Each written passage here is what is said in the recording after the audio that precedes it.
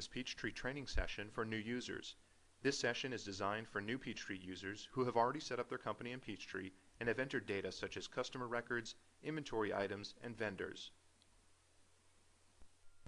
We will be covering the following 8 topics today: navigating Peachtree and using help resources, using the list views in Peachtree, accounts payable and associated reports, managing inventory, accounts receivable and associated reports, the general ledger reports, financial statements, and utilities such as voiding transactions and backing up your data.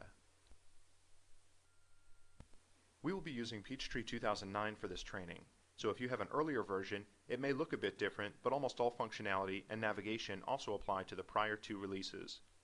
Once again, you'll benefit most from this training if you have already set up your company in Peachtree, including your customers, vendors, and other records, as it will help you better understand the context of what is covered.